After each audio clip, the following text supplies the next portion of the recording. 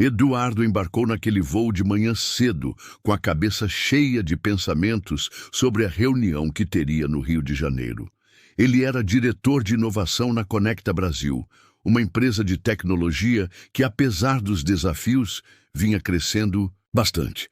A missão dessa vez era importante: negociar um investimento que poderia elevar a Conecta Brasil a outro patamar. Sentado na primeira classe, Eduardo sentia um misto de orgulho por tudo que tinha conseguido construir até ali, mas não conseguiu disfarçar uma ansiedade leve. Era impossível ignorar certos olhares de estranhamento dos outros passageiros, como se sua presença naquele espaço reservasse alguma surpresa para eles. Era um ambiente carregado de formalidade, onde cada detalhe parecia refletir um padrão antigo sobre quem deveria ou não estar ali. Eduardo notava como isso o afetava, mesmo que estivesse acostumado a situações parecidas no mundo corporativo brasileiro. Ele já sabia de outras viagens o quanto era complicado romper barreiras invisíveis impostas por tradições velhas e preconceitos nunca superados.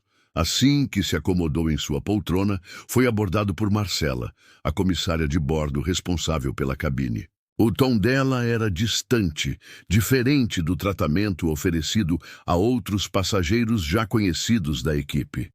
Marcela pediu 2 vezes, com um sorriso protocolar, para conferir o cartão de embarque de Eduardo, apesar de ter passado sem questionamentos pelo check-in e pelo portão de embarque minutos antes. Enquanto isso, Eduardo percebia que outros passageiros, com aparência mais alinhada ao estereótipo de pessoas de negócios, eram recebidos com tapinhas nas costas e elogios automáticos.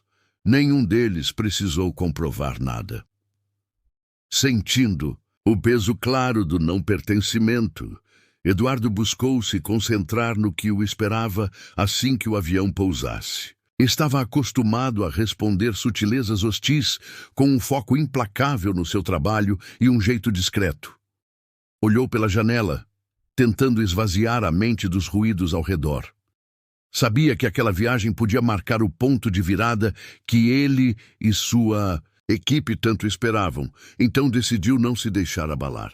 Ele ajeitou o paletó, pegou o livro que sempre usava para relaxar antes de desafios importantes e manteve o olhar firme, pronto para enfrentar o que mais viesse, no céu ou em terra firme. No fundo do avião, enquanto os últimos passageiros começavam a acomodar suas bagagens de mão, Sérgio, o vice-presidente de operações da Conecta Brasil, movimentava-se de forma discreta pelos corredores estreitos. Ele era um daqueles executivos reconhecidos pelos anos de casa, com influência suficiente para reorganizar qualquer assento num piscar de olhos. Sérgio sempre fez questão de proteger a tradição e o perfil da elite empresarial brasileira que ele mesmo ajudou a formar na empresa. Naquela manhã, ele estava especialmente incomodado desde que soube que Eduardo tinha conseguido um lugar na primeira classe. Para ele, a presença de um investidor fora do padrão estabelecido era preocupante. Mal terminou de checar seus e-mails, já chamou parte da tripulação para uma conversa rápida e reservada perto da porta do serviço de bordo. Falou em voz baixa, mas de modo firme, deixando claro que queria encontrar um jeito de realocar Eduardo para outro setor do avião, cedendo a poltrona a um VIP de longa data. Tudo precisava passar despercebido sem levantar suspeitas, mas sua prioridade era manter os lugares privilegiados nas mãos de quem, na visão dele, realmente merecia aquele conforto. Enquanto essas conversas discretas aconteciam a bordo do outro lado do aeroporto, Cláudio, um investidor tradicional da Conecta Brasil, desembarcava de outro voo. Estava mal-humorado e claramente irritado ao descobrir que, pela primeira vez, em quase 10 anos, não teria sua poltrona garantida na primeira classe. O desconforto era visível. Cláudio andava apressado pelo saguão, falando alto ao telefone e exigindo soluções rápidas da equipe de atendimento da empresa. Para ele, abrir mão de qualquer comodidade era inaceitável. Essas reações, cada uma à sua maneira, mostravam como a engrenagem da exclusão funcionava de forma quase automática, como se estivesse programada há décadas. Nenhuma decisão a respeito das poltronas era tomada de maneira ingênua. Tudo fazia parte de um jogo silencioso para segurar o controle sobre quem tinha acesso a certas experiências. Para Sérgio e Cláudio, permitir mudanças ou dividir privilégios soava como o começo de uma transformação perigosa e, por isso mesmo, precisava ser evitada a qualquer custo. A viagem, que deveria ser apenas um trajeto comum, agora era palco de disputas muito maiores. A situação de Eduardo ficou ainda mais desconfortável quando Marcela, a comissária, retornou ao seu assento com um semblante sério e voz moderadamente autoritária. Ela se inclinou e, sem baixar o tom para preservar sua privacidade, comunicou diante dos demais passageiros: "Senhor, recebi uma orientação da diretoria pedindo que o senhor, por favor, se dirija à executiva, pois precisaremos deste assento." O silêncio na cabine foi imediato. Todos olhavam de lado, mas ninguém ousava comentar. Era um tipo de constrangimento que deixava claro quem realmente mandava naquele espaço. Eduardo segurou firme o braço da poltrona.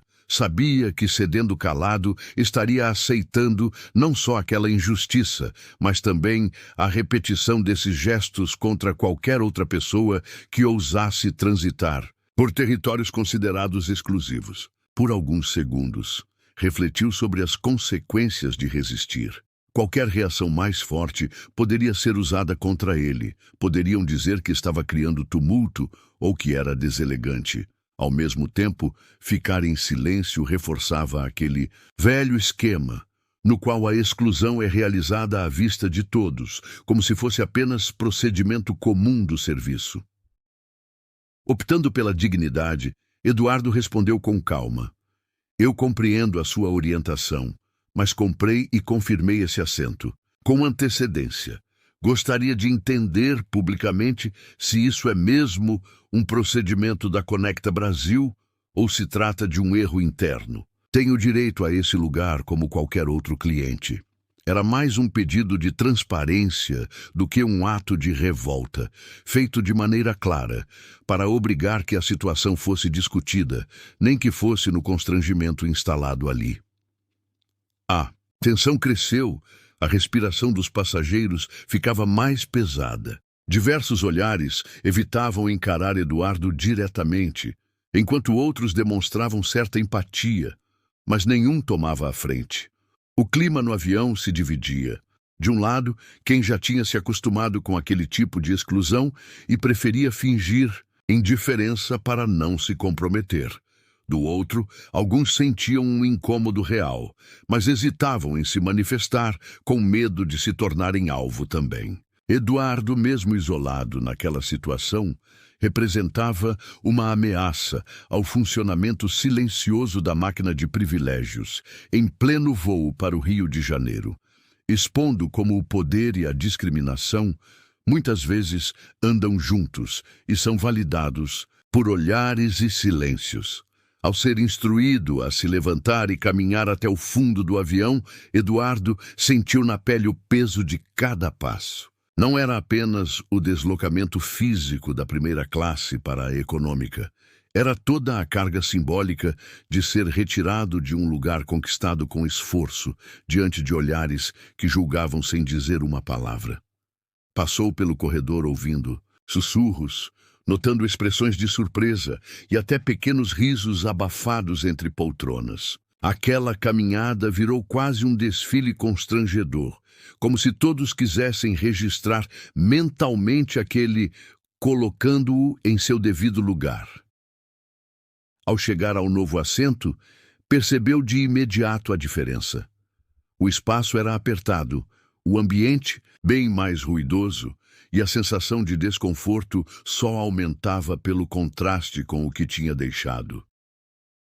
Ao seu lado, 2 passageiros continuaram a conversa sem nem olhar para ele. engolindo as próprias palavras quando perceberam sua presença. A comissária que servia as bebidas passou por Eduardo sem oferecer nem água, e quando ele tentou pedir, foi ignorado 2 vezes até que pedisse mais alto. Nesse momento, recebeu um copo meio cheio, quase jogado na mesinha, sem qualquer gentileza.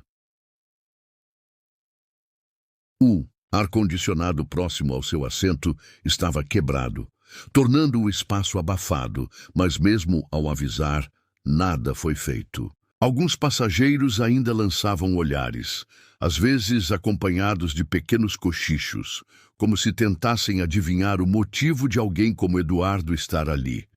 Era como assistir, em tempo real, a todos os mecanismos de exclusão e microagressão, costurando aquela experiência. Mesmo assim, Eduardo não deixou que a indignação o dominasse. Lembrou de todas as lutas invisíveis ao longo da carreira, das vezes em que disseram, sem dizer, que ele não pertencia a certos espaços. Aquilo não era novidade em sua trajetória, mas agora, mais do que nunca, ele percebia o quanto esses pequenos gestos acumulados criavam barreiras mais difíceis de superar do que qualquer obstáculo técnico ou desafio profissional. No meio daquele desconforto, decidiu manter a postura. Continuou olhando adiante, sem rebaixar o olhar, tentando absorver tudo como um exemplo a ser combatido. Sabia que retomar seu lugar de destaque seria questão não só de conquistar sucesso, mas de enfrentar de frente toda uma estrutura que preferia silenciar quem ousasse desafiar o status quo. Nem meia hora após o avião decolar, já circulavam pela internet inúmeros vídeos e relatos do que aconteceu com Eduardo. Passageiros na executiva e até na classe econômica tinham gravado discretamente toda a confusão, desde o momento em que Eduardo foi abordado em tom autoritário até a caminhada desconfortável pelo corredor lotado. Alguns compartilharam nas redes sociais, escrevendo mensagens de indignação, e outros apenas postaram as imagens, e em pouquíssimo tempo os vídeos tinham milhares de visualizações e comentários pelo país todo. Rapidamente, jornalistas começaram a perguntar à Conecta Brasil o que tinha motivado aquela troca de assentos e pressionaram a empresa por uma posição oficial. Não demorou para as hashtags pedindo justiça, respeito e igualdade entrarem nos assuntos mais comentados do Twitter e do Instagram. Era impossível ignorar o tamanho do incômodo coletivo. Pessoas de diferentes cidades e realidades se manifestaram, relembrando episódios parecidos que tinham testemunhado ou vivido em outros contextos, mostrando que aquela história ultrapassava o caso de Eduardo e simbolizava um problema profundo no mundo empresarial brasileiro. Na primeira classe, Sérgio e Cláudio conversavam sobre negócios e estratégias alheios à tempestade que se formava do lado de fora. Eles não perceberam o quanto a situação tinha se espalhado, confiantes de que aquela velha dinâmica de tirar o diferente do caminho seguia funcionando como sempre. Achavam que bastaria um pedido de desculpas protocolar ou alguma nota para a imprensa e tudo voltaria ao normal em pouco tempo. O que não perceberam era que, ao tentar silenciar uma voz, tinham provocado um efeito contrário. O que era para ser discreto ficou escancarado. Eduardo, mesmo ainda digerindo a dor da humilhação, começou a perceber as notificações no celular. Mensagens de desconhecidos ofereciam apoio, outros compartilhavam experiências parecidas, e grupos de discussão surgiam questionando o modelo tradicional de tratamento nas empresas. A internet, que tantas vezes amplifica problemas, agora servia de megafone para uma causa que era de todos. O episódio saiu dos limites do avião, deixando de ser só uma luta individual. Era um símbolo de resistência contra a exclusão e desigualdade, ecoando em milhões de telas por todo o Brasil. Eduardo entendia, naquele instante, que sua batalha tinha se tornado coletiva e que algo importante estava sendo mexido, abrindo espaço para uma discussão maior, que ninguém conseguiria ignorar dali para frente. Quando o avião finalmente pousou no Aeroporto Internacional do Galeão, no Rio de Janeiro, Eduardo respirou fundo antes de sair do assento. Os acontecimentos da viagem estavam estampados em seu rosto, e mesmo exausto pela exposição pública, ele recolheu suas coisas de forma tranquila, mantendo o mínimo de discrição.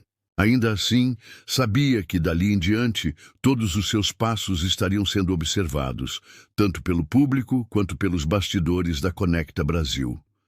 Ainda no saguão do aeroporto, a próxima barreira apareceu de forma sutil, mas não menos agressiva.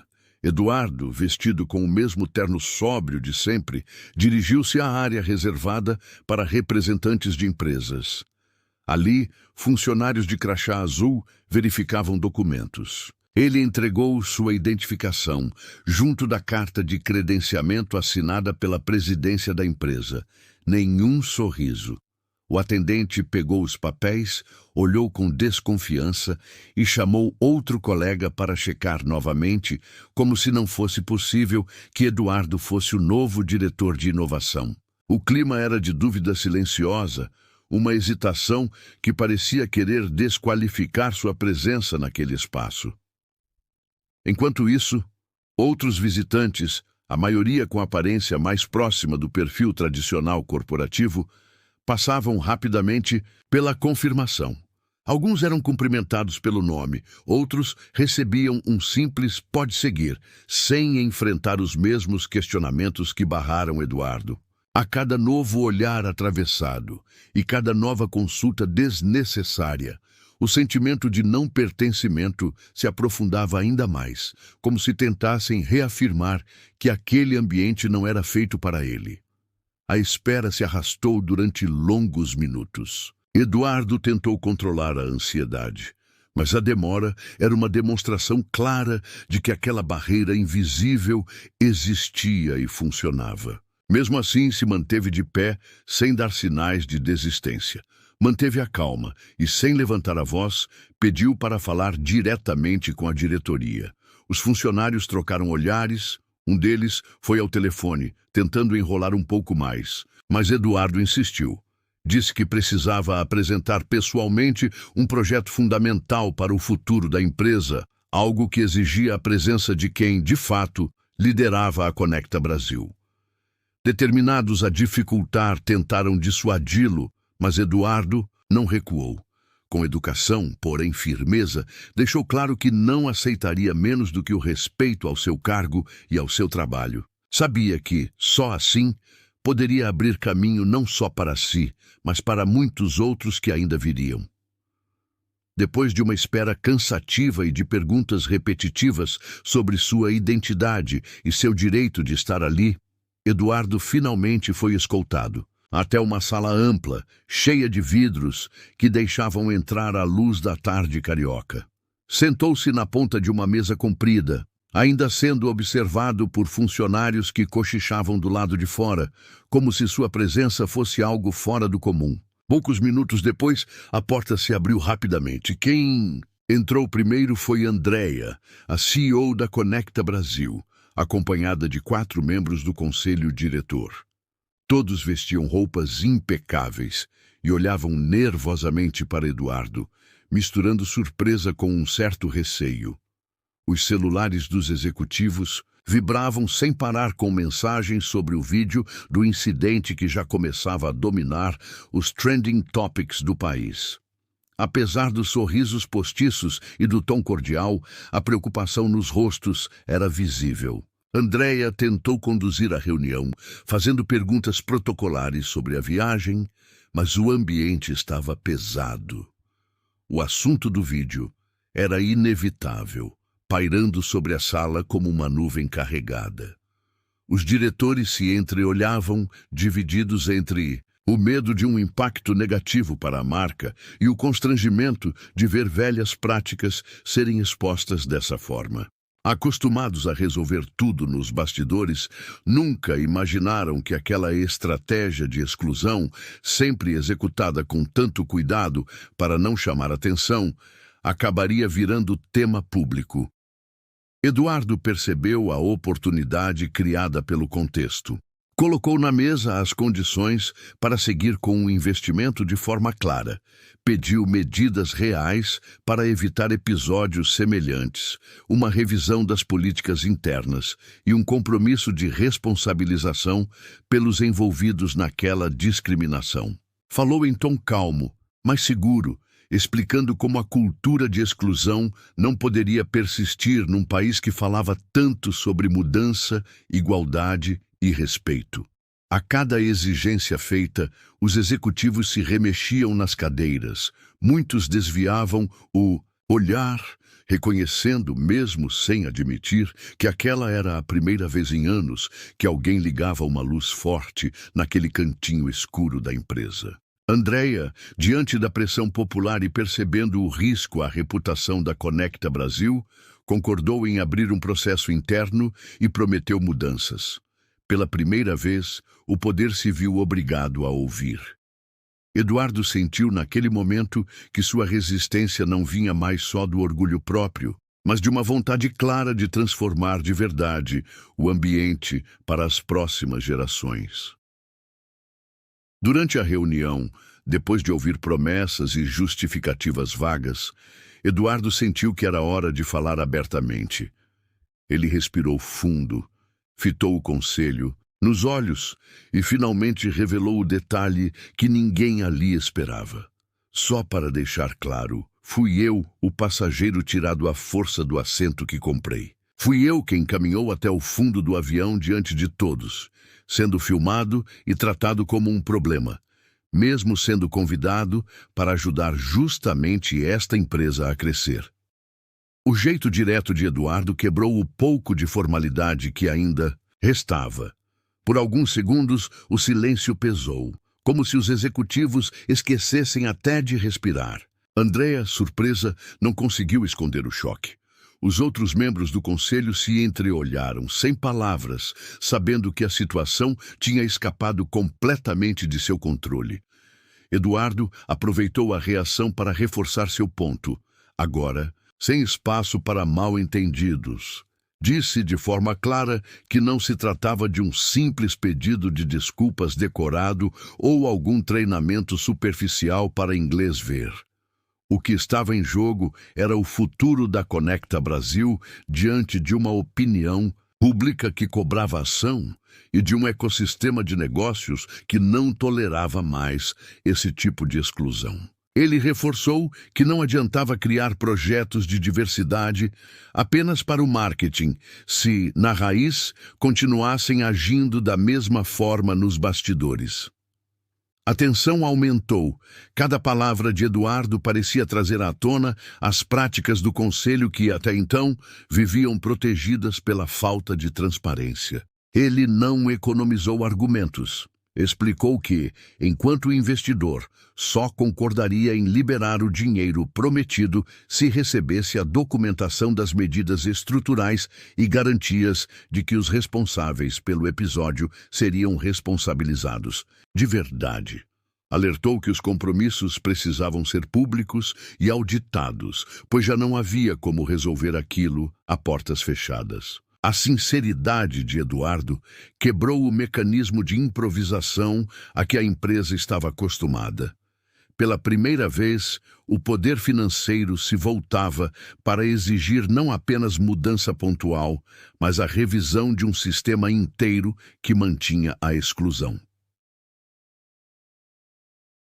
Conselho, pego de surpresa, entendeu que aquela conversa era diferente de todas as outras. Não seria possível seguir do mesmo jeito. Eduardo havia virado o jogo, mostrando que estava ali para investir, mas, acima de tudo, para transformar. Naquela noite, já no quarto do hotel em Copacabana, Eduardo finalmente ficou sozinho com seus pensamentos. O quarto tinha vista para a orla iluminada, mas era como se todo o movimento da cidade estivesse distante. O cansaço era enorme, não só do corpo, mas principalmente da cabeça. Ele sentou-se à beira da cama, largou o celular, que continuava apitando com mensagens e notificações, e deixou o silêncio chegar. A ficha foi caindo devagar, cada detalhe do dia pesando mais agora que não precisava aparentar força para ninguém. Eduardo se lembrou de outros momentos parecidos na vida. Desde a infância no subúrbio do Rio, passando pela vida universitária, não tinham sido poucas as vezes em que foi tratado como estranho nos espaços onde chegava, mesmo tendo feito tanto para chegar lá. Cada episódio, por menor que fosse, foi se acumulando e criando uma camada de proteção, mas também uma indignação que ele nunca aceitou calar. Aquela tarde não era algo inédito, mas simbolizava um ponto de virada. Ou ele deixava o desgaste vencer, ou transformava toda a raiva em combustível para fazer diferente.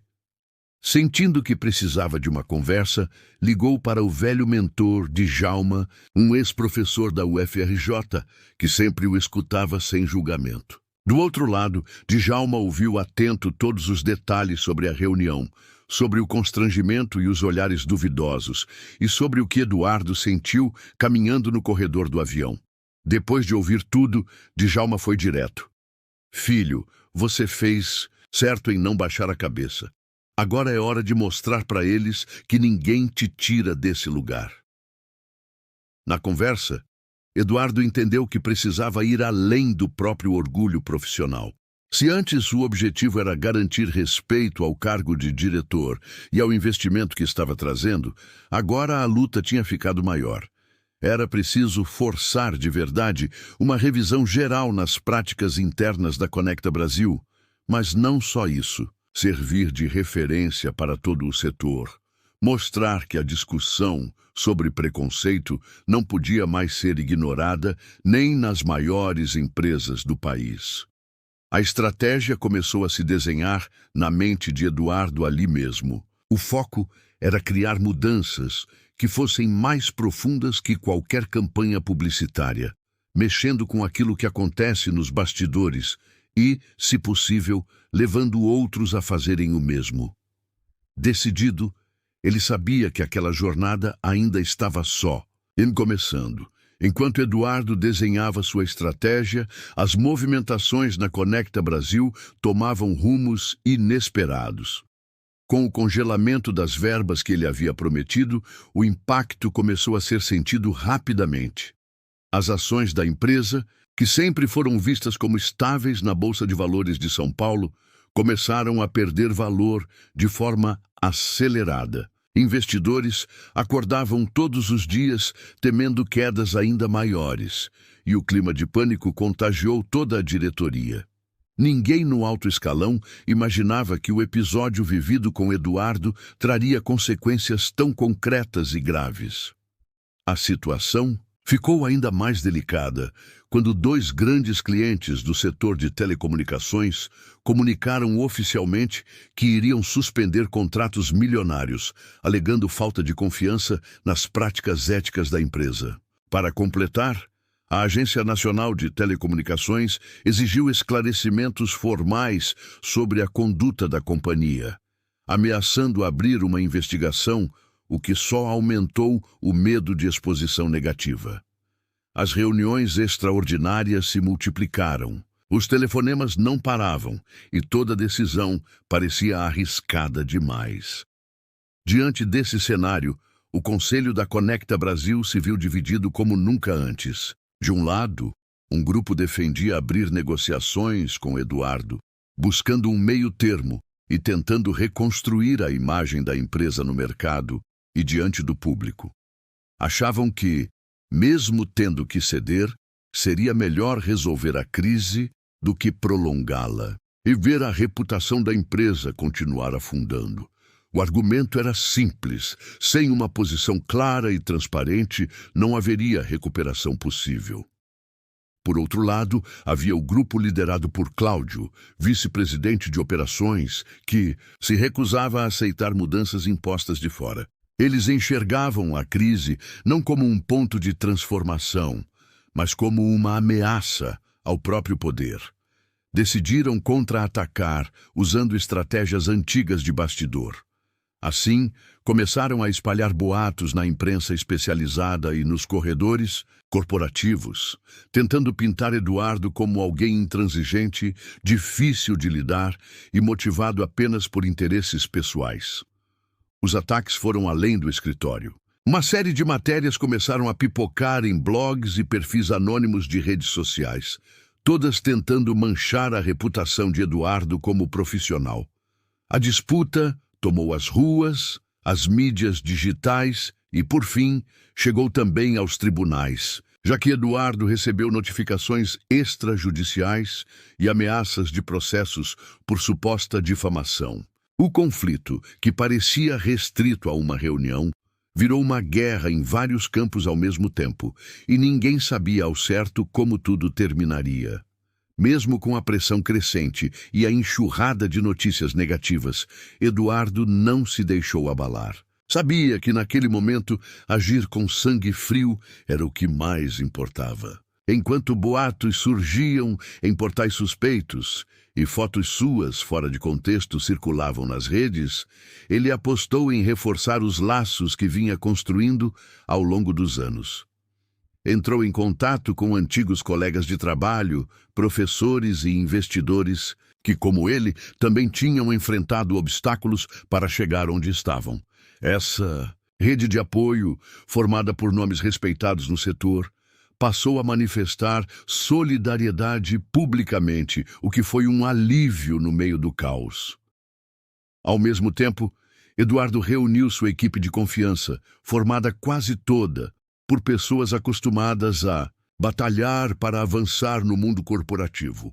O trabalho deles se tornou intenso nos bastidores, acompanhando o fluxo das movimentações financeiras da Conecta Brasil, protegendo suas operações e se antecipando a qualquer sinal de manobra ilegal. Enquanto Eduardo mantinha conversas francas com quem podia fazer diferença, Cláudio intensificava o ataque. Ordenou a montagem de dossiês recheados de distorções, forçando a barra em relatórios antigos para pintar Eduardo como alguém instável. Não contente, Cláudio articulou notas plantadas em jornais conhecidos por aceitar favores e pressionou parceiros comerciais a se afastarem, insinuando que qualquer ligação com Eduardo podia atrair problemas ou arranhar reputações. Em meio a tudo isso, Eduardo começou a perceber que sua luta era mais do que pessoal ou ligada a um cargo numa só empresa. Outros líderes de origem humilde ou de grupos subrepresentados começaram a lhe procurar, compartilhando histórias de exclusão e agradecendo por ele resistir publicamente. Sem querer, virou uma referência para um movimento que até então se sentia isolado, mostrando que dava para enfrentar poderes antigos com coragem e estratégia. No fundo, essa crise deixou bem claro para todo mundo. Não se tratava só de uma briga entre alguns nomes de diretoria, mas sim de um choque de modelos muito diferentes de poder. De um lado, Cláudio e os que nasceram já dentro do círculo privilegiado, resistindo a qualquer mudança que ameace o que sempre conheceram. Do outro, Eduardo e tantos outros, forçados a recomeçar do zero a cada conquista, decididos a não permitir nenhum retrocesso, por mais duro que fosse o caminho. No meio desse clima cada vez mais pesado, uma pessoa inesperada resolveu sair da sombra. Patrícia, que fazia parte do setor jurídico da Conecta Brasil, já vinha dormindo mal havia semanas. Ela sempre foi uma daquelas funcionárias que preferia não se envolver demais nas disputas internas, mas, com a crise se aprofundando, percebeu que o buraco era mais fundo do que imaginava. Além do remorso pelos próprios silêncios, sentia o receio bem real de que poderia sobrar para ela caso o clima de caça às bruxas continuasse tomando conta dos corredores. Durante uma das manhãs mais tensas, Patrícia resolveu marcar um café fora do prédio central com Eduardo, mesmo sabendo do risco de ser vista. Ela chegou nervosa, olhando para os lados, mas foi direto ao ponto. Revelou para Eduardo algo que ele suspeitava, mas ainda não tinha como provar. Existia toda uma política de exclusão institucionalizada, discutida em e-mails internos e já conhecida por parte da liderança. Patrícia tirou da bolsa um pendrive e um punhado de folhas impressas, mostrando não só mensagens trocadas entre setores estratégicos, mas também gravações feitas durante reuniões, onde ficava evidente que diretoria recebia orientações explícitas para segregar e prejudicar certos perfis de funcionários e clientes. A cada novo arquivo apresentado, Eduardo sentiu um misto de indignação e alívio. As provas eram robustas, com datas, nomes e falas diretas. Não havia como negar ou distorcer os fatos. Finalmente, a batalha deixava de ser uma discussão de versões opostas para se transformar em um caso realmente sólido, com base jurídica, forte o bastante para virar o jogo. Eduardo agradeceu sinceramente, compreendendo o peso daquela decisão para ela. Enquanto isso, Patrícia, mesmo temendo pela própria carreira, começou a sentir o apoio silencioso de outros colegas. Muitos já estavam cansados do clima de medo e das ordens absurdas, e vendo a postura dela, criaram coragem para também se manifestar. Aos poucos, foi ficando claro que ela não estava mais sozinha. No entanto, Patrícia sabia que a escolha traria consequências. Era quase certo que perderia alguns amigos, talvez até o emprego, mas aquele era o preço por romper com uma estrutura injusta. Assim, ao entregar as provas e tomar partido ao lado de Eduardo, Patrícia não apenas expôs o que muitos tentavam esconder, mas também abriu caminho para mudar de verdade o rumo da história. A tensão chegou a um nível que ninguém imaginava. Quando Cláudio percebeu que não conseguiria mais abafar o caso, resolveu partir para atitudes ainda mais agressivas. Começou manipulando documentos dentro dos servidores da Conecta Brasil, alterando informações importantes para tentar desqualificar as provas recém-entregues por Patrícia. Não bastasse isso, ele contratou hackers para invadir e-mails da equipe de Eduardo e tentou acessar conversas pessoais, na esperança de encontrar algo que pudesse ser usado como chantagem.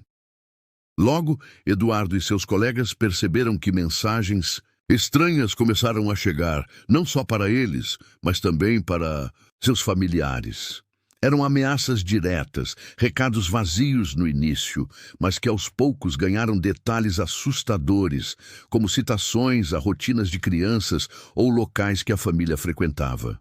Alguns colaboradores ficaram com medo de sair de casa, e o escritório virou um ambiente de olhares desconfiados e portas fechadas. Até amigos de infância de Eduardo foram procurados por perfis falsos, tentando espalhar fofocas e plantar desconfiança. O clima ficou insuportável. Quem trabalhava, no caso, passou a trocar celulares, mudar rotas e reforçou segurança digital.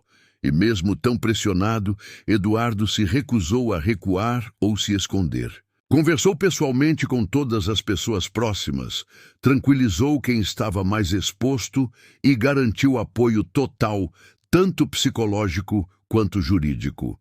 Sua direção foi clara. Ninguém vai lutar sozinho nem ceder ao medo. Vamos resolver isso, com transparência e união. A situação ficou tão grave que a Polícia Federal entrou no caso, abrindo inquérito sobre os ataques digitais, as tentativas de invasão de sistemas e até registros de suborno feitos durante depoimentos. Oficiais passaram a monitorar a segurança de várias pessoas envolvidas, e Eduardo entregou todas as provas e conversas à autoridade competente, colaborando de peito aberto em cada etapa. Mesmo sob esse ambiente pesado, Eduardo liderou a equipe de modo ainda mais atento. Juntou um grupo de especialistas em segurança da informação e montou um verdadeiro centro de comando para documentar tudo. Aos poucos, foram fechando o cerco a quem dava proteção a Cláudio, montando uma linha do tempo detalhada dos crimes e articulando suas ações com agentes federais. Em vez de se retrair diante do terror e das ameaças, Eduardo e os aliados responderam com ainda mais firmeza, mostrando que seguiriam juntos até o fim, naquele confronto decisivo que naquele momento já tinha ultrapassado qualquer limite imaginável.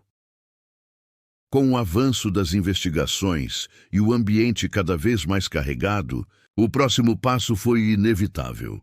O caso chegou ao Tribunal Federal do Rio de Janeiro com uma audiência marcada às pressas. A decisão a ser tomada era urgente, pois envolvia a liberação do investimento milionário congelado, capaz de salvar a Conecta Brasil ou afundá-la de vez. O prédio da Justiça Federal estava tomado por jornalistas, advogados e representantes de várias organizações da sociedade civil, todos atentos ao desenrolar do processo. O burburinho nos corredores era constante, com olhares de desconfiança e comentários em voz baixa sobre o que poderia acontecer ali. O responsável pela condução da audiência era o juiz Maurício, figura já antiga no Tribunal Carioca, conhecido por suas ligações com setores empresariais tradicionais, e não por acaso, amigo pessoal de Cláudio há mais de 20 anos. Desde o início, Eduardo percebeu o clima estranho. Decisões anteriores de Maurício já tinham sido questionadas por favorecer sistematicamente empresas grandes e interesses corporativos. A cada intervenção dele, ficava evidente o favorecimento, seja ao permitir perguntas tendenciosas à defesa de Eduardo, ou ao negar solicitações simples feitas pela equipe dele. Apesar do esforço dos advogados de Eduardo e da exposição firme dos fatos, tudo parecia seguir um roteiro já conhecido. O juiz aceitava documentos favoráveis à Conecta Brasil sem questionamento, enquanto exigia comprovação reforçada de cada ponto apresentado contra a empresa. A equipe de Eduardo trocava olhares aflitos, cientes de que a chance de uma decisão justa naquele contexto diminuía a cada minuto. Foi nesse cenário que Eduardo entendeu que a luta tinha extrapolado o âmbito pessoal ou do mercado financeiro. Agora era sobre o direito de todos terem acesso a um julgamento honesto, sem interferências escondidas. Diante da parcialidade explícita de Maurício, Eduardo decidiu mudar o jogo.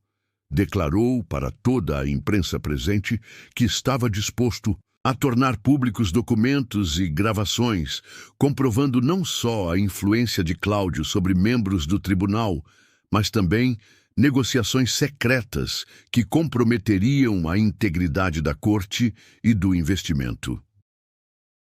O anúncio pegou todos de surpresa, trazendo novo suspense à audiência e gerando tensão entre os aliados de Maurício. Ao jogar a crise para o campo da transparência e ameaçar expor os bastidores mais sombrios do poder, Eduardo mostrou que não aceitaria uma derrota silenciosa. A disputa agora era também pelo direito de justiça ser realmente feita, por ele e pelos milhares que viriam depois. O desenrolar da audiência não poderia ser mais frustrante para Eduardo e sua equipe. Apesar de todos os esforços, o juiz Maurício decidiu manter o bloqueio dos investimentos, amparando-se em argumentos técnicos e ignorando boa parte das evidências trazidas por Patrícia e outros colaboradores. A notícia caiu como balde de água fria nos apoiadores de Eduardo, e as redes sociais logo começaram a debater o que muitos chamavam de injustiça escancarada. No entanto, enquanto muitos ainda lamentavam, Eduardo já estava a alguns passos à frente.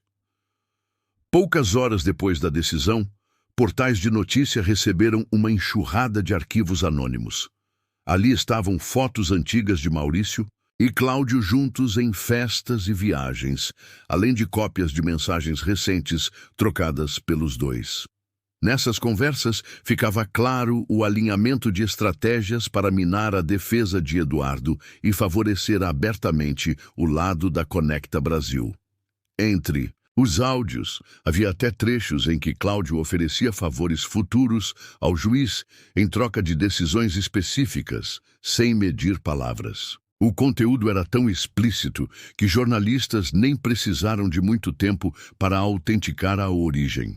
Aquela história, até então debatida nos bastidores, agora era de domínio público. Foi como acender um incêndio no debate nacional. Telejornais e rádios abriram espaço para especialistas em direito comentarem o caso, enquanto o assunto ganhava força entre deputados e senadores em Brasília. A honestidade das decisões judiciais virou tema de discussões em universidades e programas de entrevistas. Grupos de advogados começaram a pedir a anulação da audiência e a instauração de um processo disciplinar contra Maurício, que passou a ser alvo tanto da imprensa quanto de órgãos de fiscalização interna. Nesse contexto, a postura de Eduardo chamou a atenção. Ele não comemorou nem atacou diretamente os rivais. Limitou-se a reafirmar a necessidade de justiça transparente, sem trocas de favores ou acordos escondidos. Sua estratégia de perder para ganhar ficou clara. Trouxe o debate para o centro da vida pública brasileira e, ao fazer isso, enfraqueceu de forma irreversível a imagem de integridade tanto de Cláudio quanto de Maurício. Ficou óbvio para todos que aquela vitória judicial era, na verdade, uma derrota moral para quem havia manipulado as regras. A mudança de percepção popular fortaleceu pedidos de novas investigações e reacendeu debates antigos sobre corrupção e transparência. Para Eduardo, o momento era de cautela, mas também de satisfação discreta. Ele sabia que, às vezes, perder uma batalha era o caminho certo para ganhar a guerra. Enquanto o escândalo ganhava força nas manchetes e as reações do tribunal pareciam cada vez mais desesperadas, Patrícia continuava no centro da tempestade. O clima dentro da Conecta Brasil era sufocante. Colegas de trabalho a tratavam com desconfiança, alguns evitavam até cruzar o corredor com ela. Cláudio, sentindo a ameaça que ela representava depois do vazamento dos documentos, começou a pressioná-la abertamente. Ligações em horários estranhos, mensagens avisando para ter cuidado e até conversas ao pé do ouvido se tornaram rotina. A situação pesou tanto que Patrícia decidiu agir. Em uma série de encontros discretos, ela passou a gravar conversas com Cláudio e 2 supervisores próximos a ele. Nesses áudios, ficou registrada a tentativa explícita de convencê-la a mudar seu depoimento. Falas prometendo uma promoção para quem encobrisse os erros ou ameaças diretas de demissão para quem insistisse na verdade. Em um dos registros, Cláudio detalhava o que ela deveria omitir e até sugeria frases que soariam convincentes perante os investigadores. As conversas revelavam, sem deixar margem para dúvidas, os crimes de obstrução de justiça, coação e suborno, mostrando como o esquema era garantido na base do medo e das vantagens pessoais. Quando percebeu que estava em risco real, Patrícia procurou imediatamente a equipe de Eduardo. Eles a acolheram, ajudaram a garantir sua segurança e encaminharam todo o material ao Ministério Público Federal. Na manhã seguinte, a operação foi oficialmente aberta. Agentes federais começaram a investigar não só a conduta de Cláudio, mas todo o sistema que permitia que situações assim acontecessem em uma empresa de porte nacional. Foram expedidos mandados para acessar e-mails antigos, rastrear movimentações financeiras suspeitas e checar pagamentos ilegais feitos há anos. O público acompanhava cada movimento com atenção. Programas de televisão transmitiam atualizações ao vivo. Debates se multiplicavam nas redes sociais. E nas ruas, muita gente discutia o rumo que o caso poderia tomar. Especialistas já chamavam aquilo de um dos maiores escândalos corporativos da década no Brasil. Graças aos novos áudios, a rede de crimes começou a ser desmantelada. Descobriram contas fantasma, depósitos em paraísos fiscais e uma trama de corrupção que, ao que tudo indicava, vinha de longe.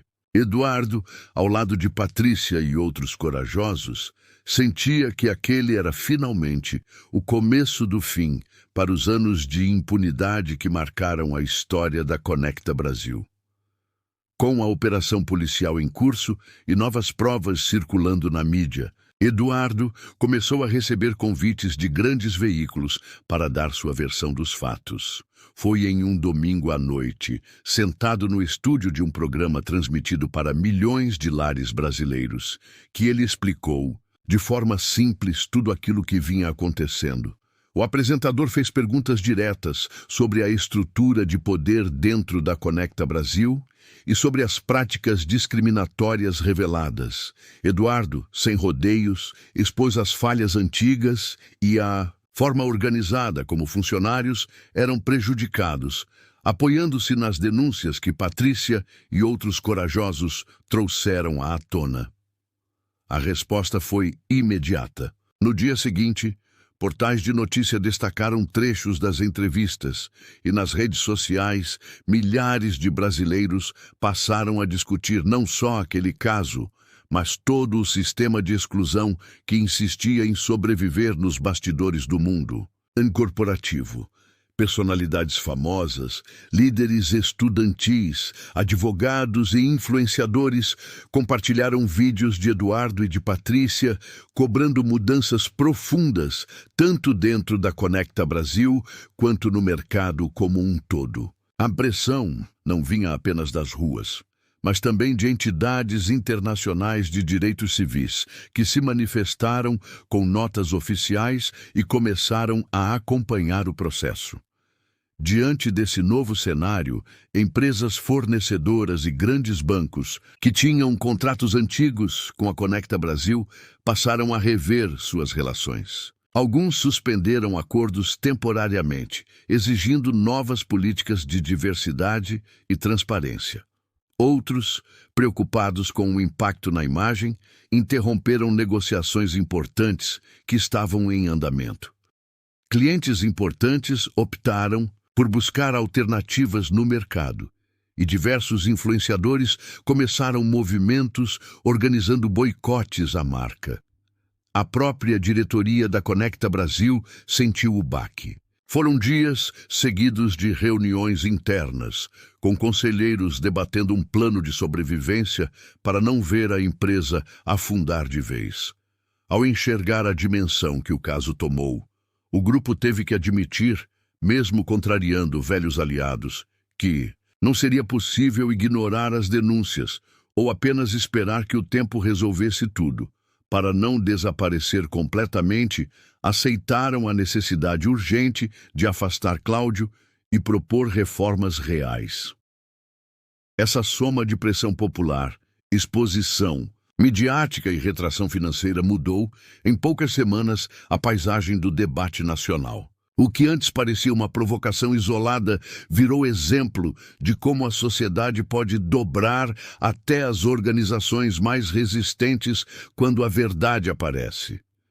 E para Eduardo, aquele momento marcava não só frutos de sua luta, mas o início de uma nova era para todo o setor.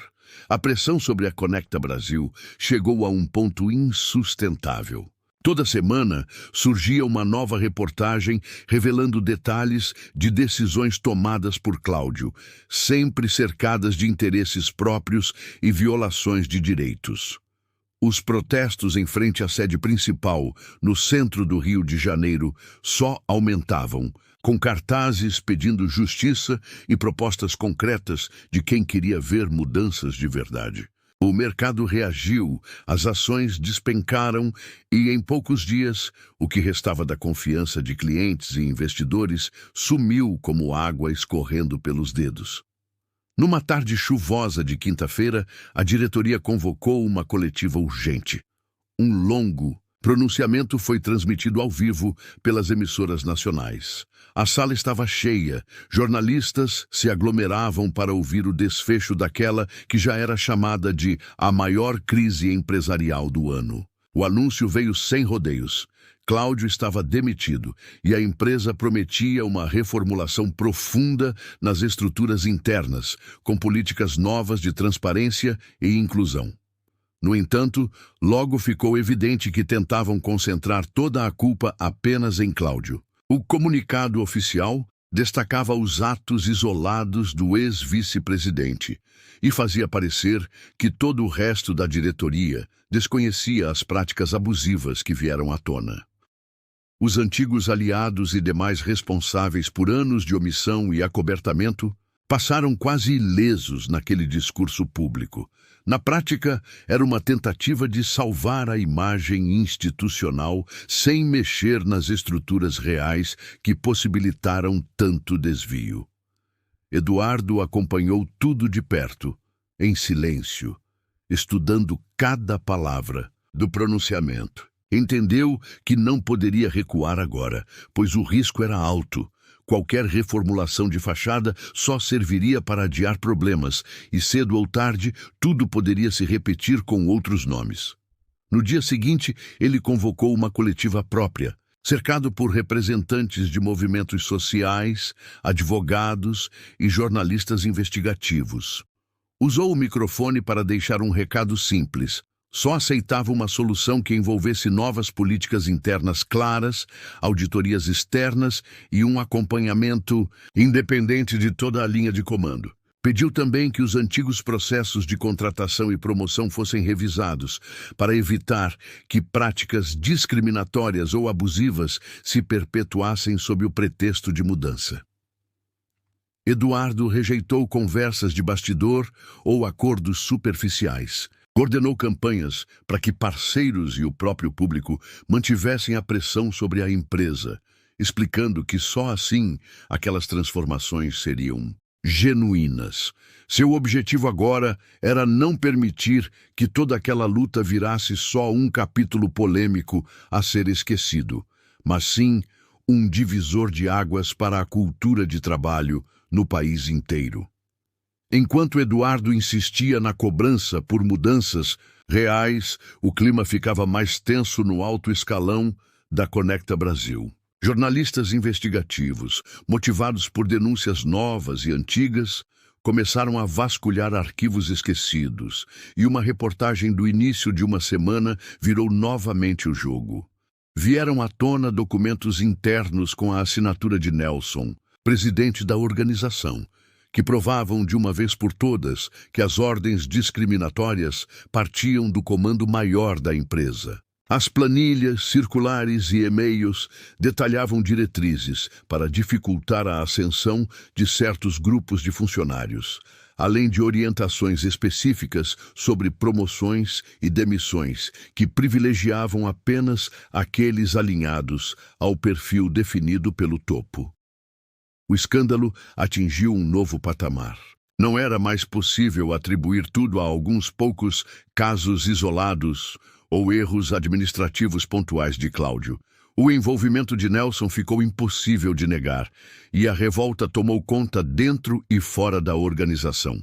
Conselheiros mais antigos foram pressionados a renunciar, enquanto o Ministério Público Federal acompanhava tudo de perto, pronto para investigar possíveis crimes de discriminação e improbidade administrativa. A Conecta Brasil, sentindo que precisava tomar uma decisão radical para não fechar as portas de vez, reuniu os principais acionistas em uma das assembleias mais tensas de sua história. Dessas conversas nasceu uma proposta diferente. Colocar uma liderança nova à frente, alguém que tivesse a confiança dos funcionários e também da sociedade. O nome escolhido foi o de Gabriela, até então diretora de operações, conhecida por defender políticas de inclusão e por ter um histórico limpo dentro da empresa.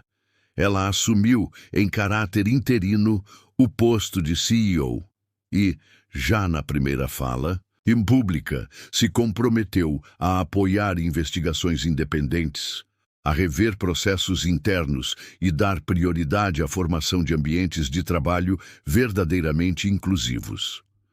Logo após sua nomeação, o Conselho tratou de formar um comitê independente, composto por especialistas externos, representantes de entidades civis e pessoas ligadas aos movimentos sociais que vinham acompanhando o caso. Eduardo foi convidado a integrar esse grupo e também ganhou assento de destaque no Conselho reformulado. Agora, ele tinha nas mãos o poder de ajudar diretamente na criação de políticas de equidade, diversidade e respeito. Todos os mínimos padrões de conduta, desde a contratação até o tratamento diário dos funcionários, passariam pelo seu olhar crítico. Nesse novo cenário, o que antes era apenas uma história de luta pessoal, passou a servir de modelo para outras empresas, em todo o Brasil. O caminho da transformação ainda parecia longo, mas, pela primeira vez, havia esperança concreta de mudança, deixando claro que enfrentar o sistema pode, sim, abrir portas para uma cultura de trabalho justa e plural. O tempo passou e, com as reformas implementadas graças à pressão contínua de Eduardo e do novo conselho, a Conecta Brasil virou referência no mercado. Depois de tantas batalhas, Eduardo se permitiu uma pausa. Ele decidiu fazer uma viagem para visitar sua família em Belo Horizonte e, pela primeira vez, desde o início de todo aquele tumulto, comprou uma passagem pela própria Conecta Brasil, agora sob a administração de Gabriela, e com uma diretoria composta por pessoas escolhidas com critério e diversidade em mente. Ao embarcar, ele notou logo de cara a diferença no ambiente. No balcão de check-in, percebeu que pessoas de várias origens trabalhavam lado a lado. Já a bordo, a tripulação demonstrava respeito e gentileza para com todos, independentemente de classe ou status dos passageiros. Os anúncios feitos durante o voo deixavam clara a nova postura da empresa, ressaltando o compromisso com direitos iguais e atendimento humanizado. Eduardo trocou algumas palavras com a comissária Ana Paula, que comentou como os novos treinamentos promoveram empatia, acolhimento e sentido real de equipe. Ele notou passageiros sendo tratados com o mesmo cuidado. Do empresário engravatado, à senhora viajando sozinha na promoção, e lembrou dos tempos em que essa realidade parecia impossível. Nesses meses de transformação, a história de Eduardo se espalhou tanto que inspirou outros profissionais a relatarem casos parecidos em diferentes setores. A repercussão foi tanta que um grupo de parceiros, junto com Eduardo, resolve criar a Fundação Horizontes Livres, uma organização pensada para combater discriminação no ambiente empresarial e apoiar quem enfrenta desigualdade no trabalho. A fundação nasceu com o objetivo de oferecer consultorias, promover eventos educativos e criar um fundo de apoio para vítimas de práticas abusivas, unindo especialistas, ativistas e empresas dispostas a mudar de verdade. Eduardo sentiu, naquele momento no avião, que sua batalha tinha transbordado para algo maior. O ciclo iniciado por uma denúncia cresceu, virou políticas, mudou rotinas e se transformou em legado. Agora, mais pessoas teriam ferramentas e apoio para não aceitar situações injustas. Ficou claro para ele e para todos ao seu redor que quando coragem, estratégia e solidariedade caminham juntas, é possível transformar não só regras, mas também corações e a forma como as pessoas enxergam o próximo. E foi com esse sentimento de missão cumprida que Eduardo pousou em Belo Horizonte, confiante de que ali um novo Brasil estava só começando.